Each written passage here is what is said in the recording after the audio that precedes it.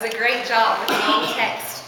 We're starting a new tradition where we invite some of the young people to read for us every few weeks, and I'm grateful that you agreed to share that with us.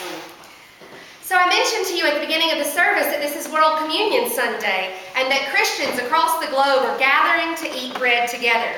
It's a day where we celebrate our roots, and in this passage from the Jewish Torah, the earliest Hebrew text, what some of you call the Old Testament, we find the Hebrews just 6 weeks in to their escape from slavery in Israel, out in the desert, complaining, grumbling, afraid that God is not going to do what God said God would do. And so I think in some way this text is very appropriate for today, because that is also an age-old tradition of people of faith complaining and grumbling. You know, I heard a lot of that in the past few weeks around the one-year commemoration or celebration or anniversary of the flood. People complaining, people focusing on what we don't have, what we're not certain that we're going to have, rather than rejoicing in what they do have and the gifts that God has already presented, even if it's not exactly what they wanted or expected. Noticing God's providence and giving thanks in the small moments of your life can change your attitude and can change your future and the fate of all those around you. This passage in Exodus points us towards something that we should all have, which is the fruit in our spirit, the fruit of a Christian life. Now we're in the third of 4 sermon series on the fruits of the Spirit, as taken from the passage in Galatians. Love, joy, peace, patience, kindness, goodness, faithfulness, gentleness, and self-control. And you happen to stumble on a pretty tough day, self-control and faithfulness. Now, I know for some people, self-control can sound like a buzzkill. And for some people, faithfulness sounds like a pie-in-the-sky, unrealistic idea that has nothing to do with their lives. But I'd like to remind you that these fruit are not goals in our lives. These are not things that we should necessarily be working towards. But these are things which manifest themselves in us as we walk closer each day in our faith, in our relationship with Christ, with God, with holiness. So this is a journey today. I'm not here to tell you that I'm at the end of the journey and I've got it all figured out. I'm just baby stepping it, one day at a time, just like many of you. And so today I want us to talk about our journeys together. I'd like to start by reframing self-control. The word self-control sounds boxed in. It sounds uncomfortable and aggravated and tense. But I don't mean self-control as a life without emotions or passions. Quite the contrary, I think God needs all of us to be passionate and emotional people. But I think one sign of maturity is the ability to control our emotions when necessary.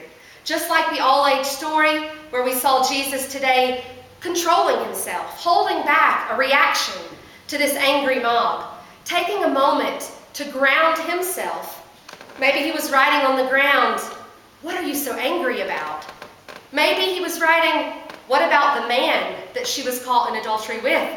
Why is he not being brought forward?" Maybe he wrote, "Who am I to judge? Who are you to judge?" We don't know. The gospel writer doesn't give us the answer to what Jesus was scribbling. But whatever it was that he wrote in the sand, we know that Jesus took that moment to breathe, to center himself, to remind himself of who he was, and that he had a choice in his reaction and response to other people. If we were to respond to conflicts in this way, taking a moment first to center ourselves, not allowing ourselves to be dragged into the grumbling and the complaining and the anger and the finger pointing at one another, at the town.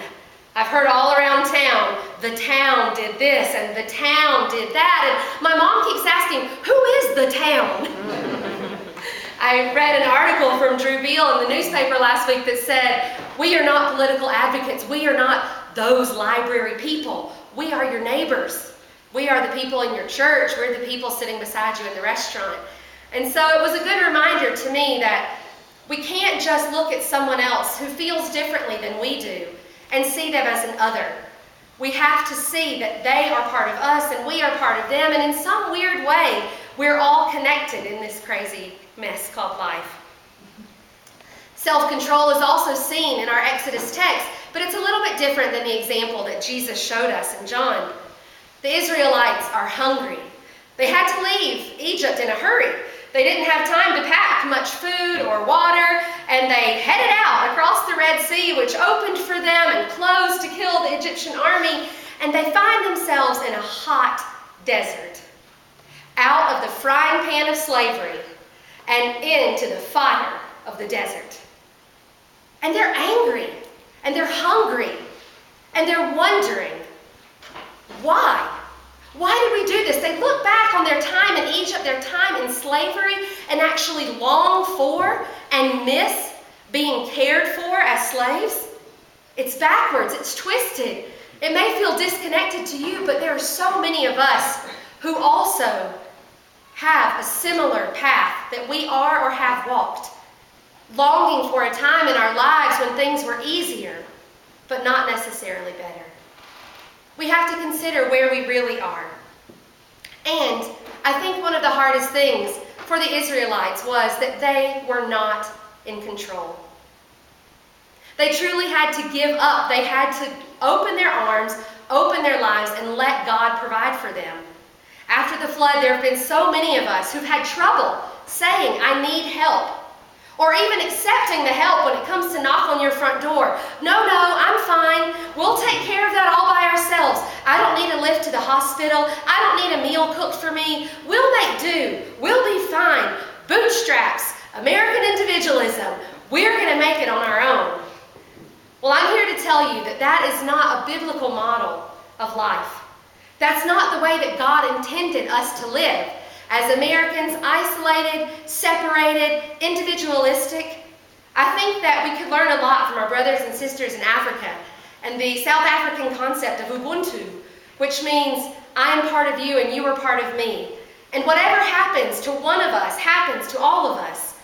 This interconnectedness is something that we can't deny. I think that's why Jesus exercised self-control, why he didn't lecture the angry mob or try to fight for this woman's safety. He just calmly and very effectively pointed out that she was not the other, that she was one of them, one of their tribe, their neighbor, and they too had committed wrongs. His exercising of self-control, controlling his own emotions, was not a miraculous feat.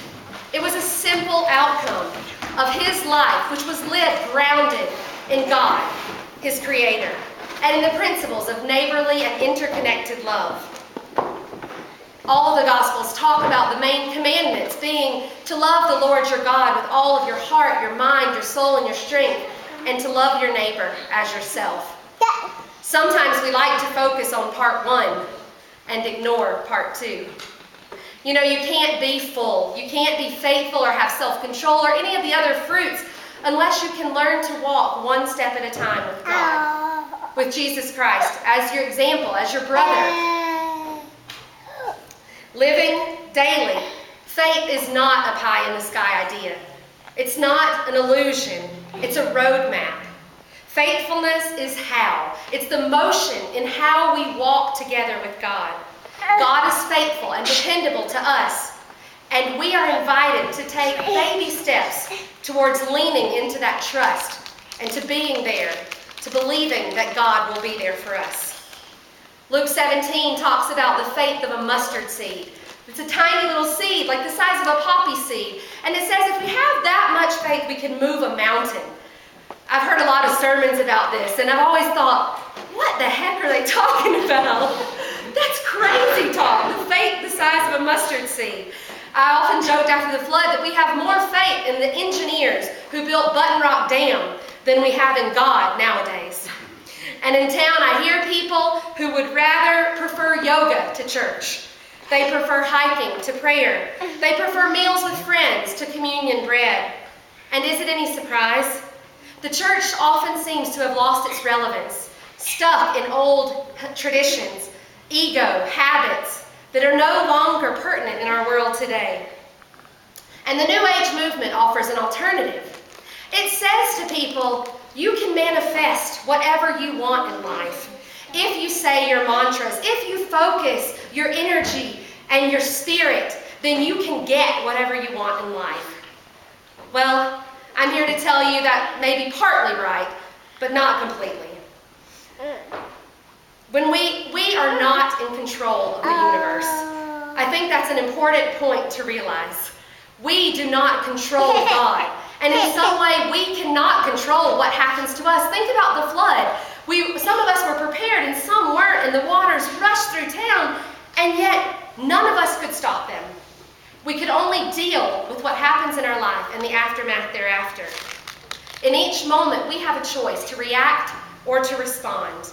We have a choice to act out of love or out of fear, to give up our total self-reliance and need to control situations, and dare to lean into a walk with God, a mysterious God that we don't understand, that we don't have to have figured out to take that first baby step. And when you focus on the fruit of Christian living, the love, joy, peace, patience, kindness, goodness, faithfulness, gentleness, and self-control, when you dare to trust one moment, 1 ounce of yourself, one step on your journey in the wilderness, this fruit manifests itself in your life. That's where the New Agers have it right. When you lean into the center, which is God, which is truth, then you will see fruits manifested. And you're suddenly connected with a deep and long and relevant tradition of Christian faith, faith that spans the globe, that spans 2,000 years of history, and that connects people who have dared to dream of a life more abundant. Amen. Amen.